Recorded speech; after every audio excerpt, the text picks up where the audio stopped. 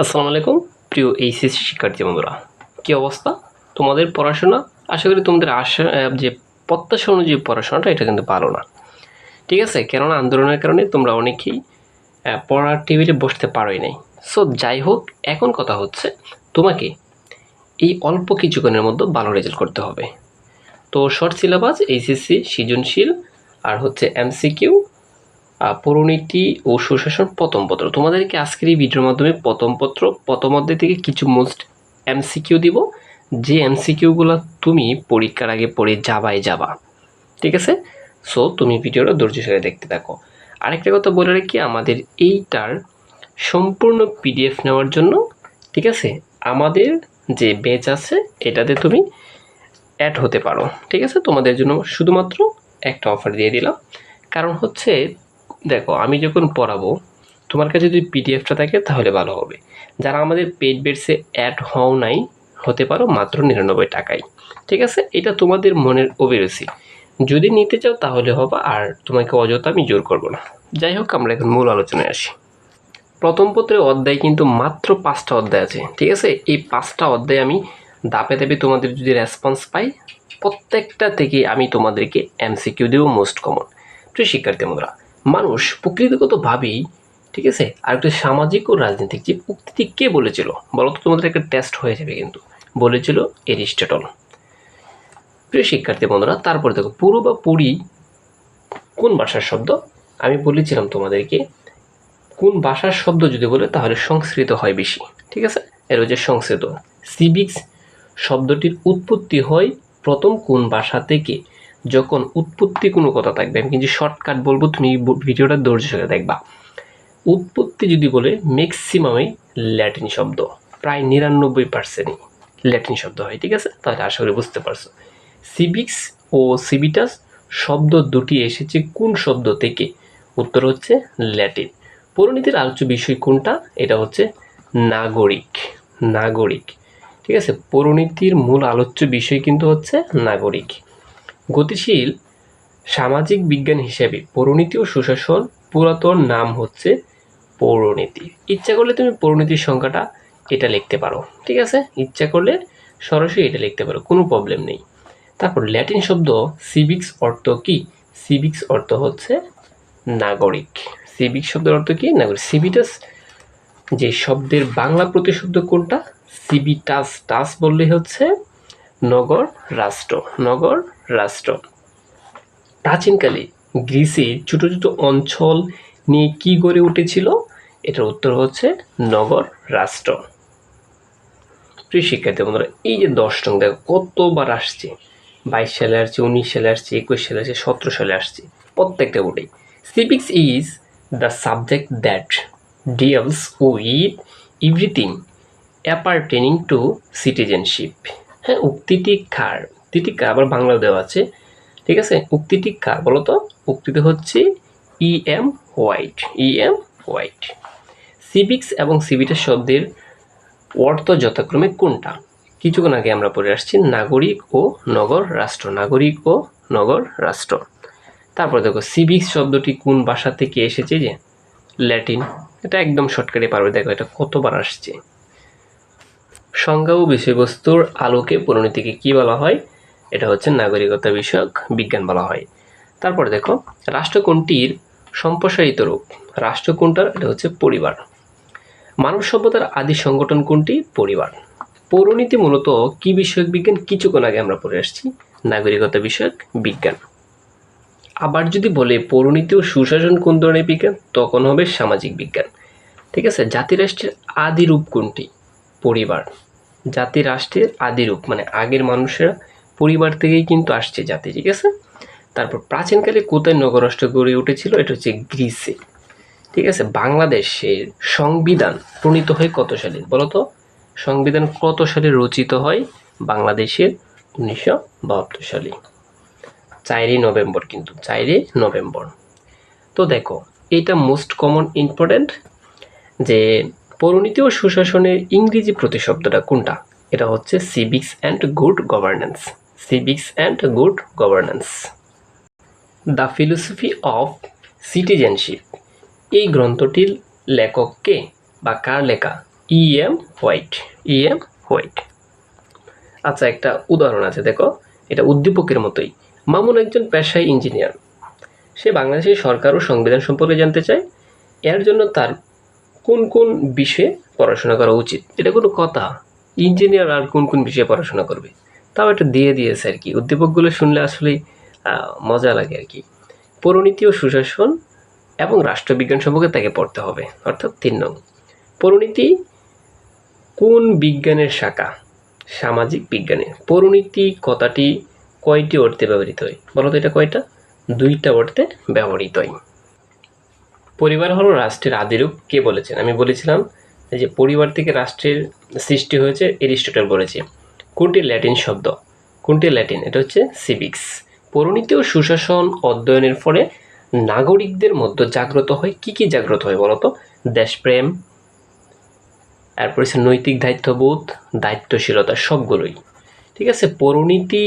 পৌরনীতি নাগরিকতা বিষয়ক বিজ্ঞান। কারণ, এটার কারণটা কি? মেন কারণটা কি? নাগরিকের উত্তর, অর্থাৎ 3টাই হবে।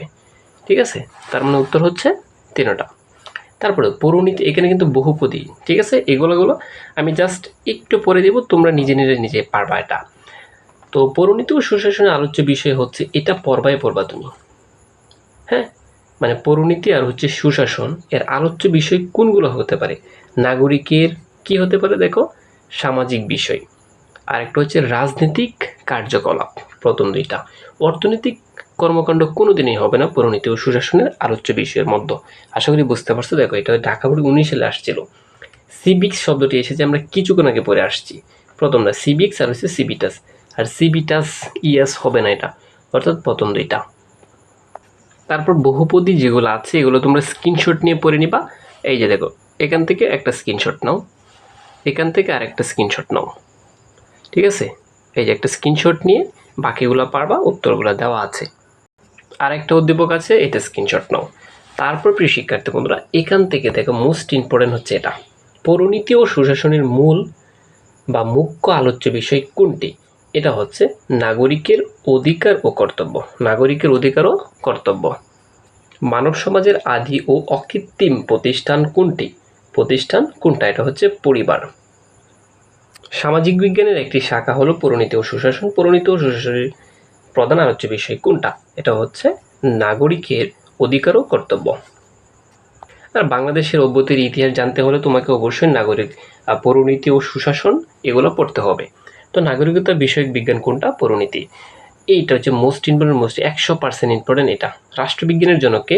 এটা হচ্ছে এরিস্টটলের প্রত্যেকটা বোর্ডের জন্য। কোন বিষয়কে এডুকেশন ফর সিটিজেনশিপ বলে আখ্যায়িত করা হয়? এটা হচ্ছে পৌরনীতিকে। ঠিক আছে, পৌরনীতিকে জ্ঞানের মূল্যবান শাখা বলেছেন কে? E.M. হোয়াইট পৌরনীতিকে জ্ঞানের মূল্যবান শাখা বলেছেন।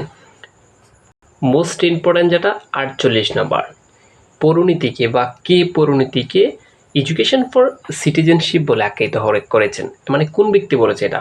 হ্যাঁ, রবার্ট হার্টজেন্স। রবার্ট হার্টজেন্স। কোনটি বৈশ্বিক সংগঠন? জাতিসংঘ। বৈশ্বিক মানে বিশ্বের সংগঠন এটা। মানুষ একই সাথে সামাজিক ও কি হতে পারে? রাজনৈতিক জীব। আচ্ছা, তারপর দেখো, শ্রেণীকক্ষে অধ্যাপক বললেন, বর্তমান বিশ্ব একটি গ্লোবাল ভিলেজ, মানে বৈশ্বিক একটা গ্রাম। এখানে নাগরিকের কোন রূপ প্রতিফলিত হয়েছে? এটার উত্তর হচ্ছে আন্তর্জাতিক।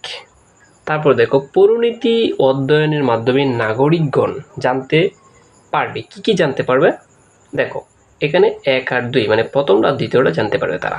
আরেকটা বলা হয়েছে কি জাগ্রত হয় তাদের মধ্যে? দেশপ্রেম, দায়িত্বশীলতা। ঠিক আছে, আর হচ্ছে যে অর্থনৈতিক বা টাকা পয়সা, অর্থনৈতিক সাম্যের চেতনা। প্রিয় শিক্ষার্থী, তোমাদেরকে একটা শর্টকাটে আমি সবগুলো বলে দিই।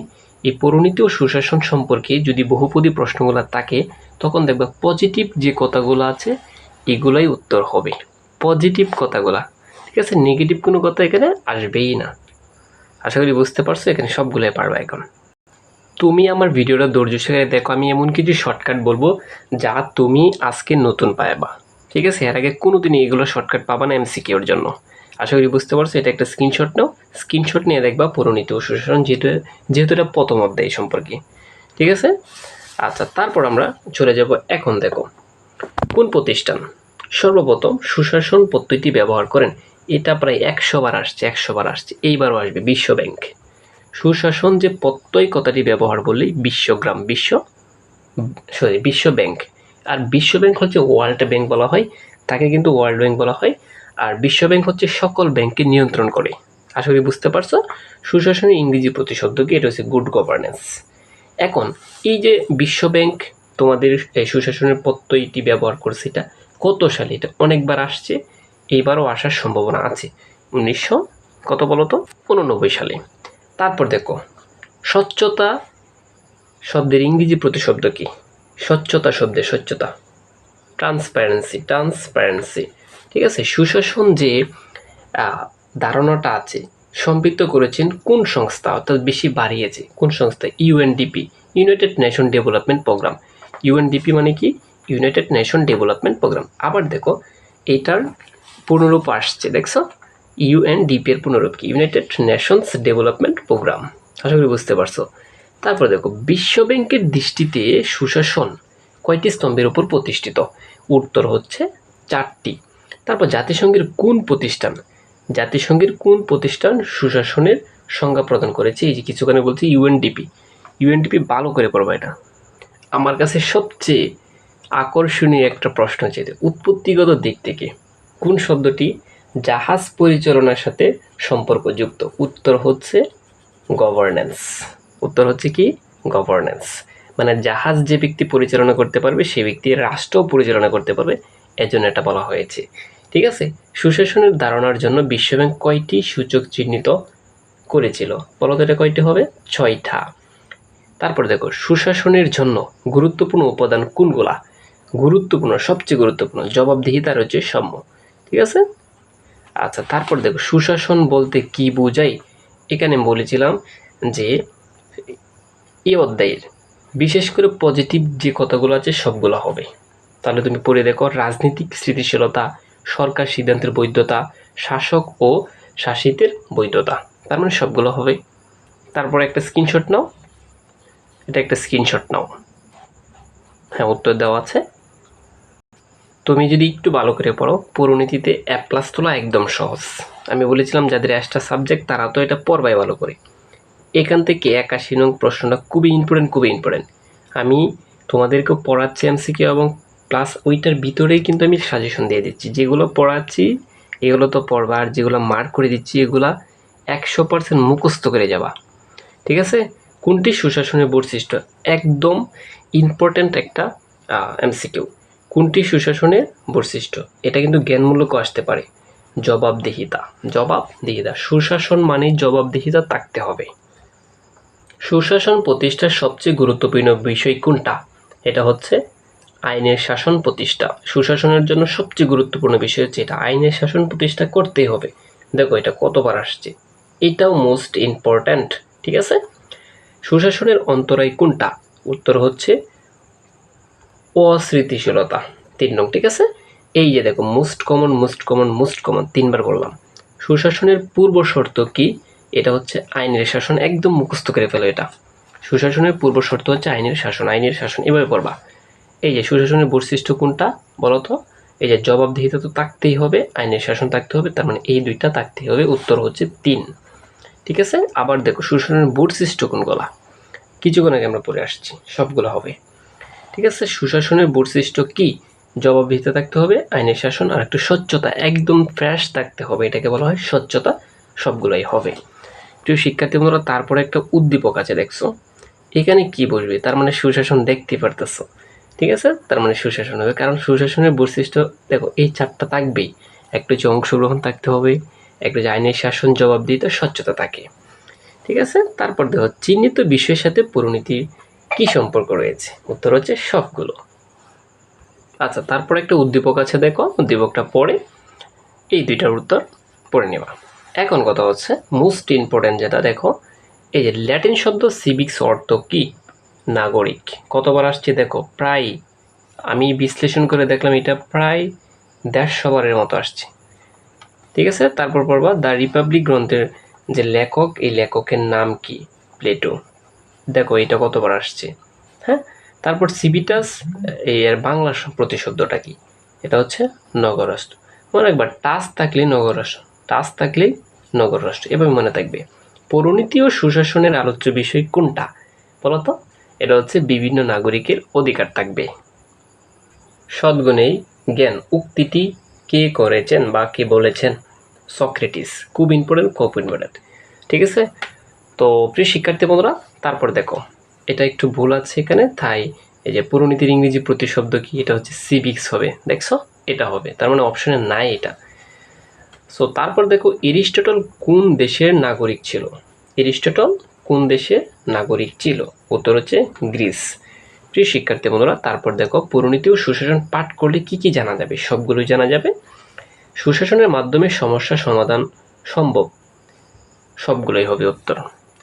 এখন তোমাদেরকে আমি একটা বলে রাখি, এই ভিডিওর মাধ্যমে যদি তোমরা ভালো কিছু পাও, পরবর্তী ভিডিও পাওয়ার জন্য কমেন্ট বক্সে জানাতে পারো। প্রিয় শিক্ষার্থী বন্ধুরা, তোমাদের যে বিষয়গুলো আছে প্রত্যেকটা বিষয়ে আমি গ্রুপের সাবজেক্টে সুন্দর করে সাজেশন দেওয়ার চেষ্টা করব যদি তোমাদের সাপোর্ট পাই।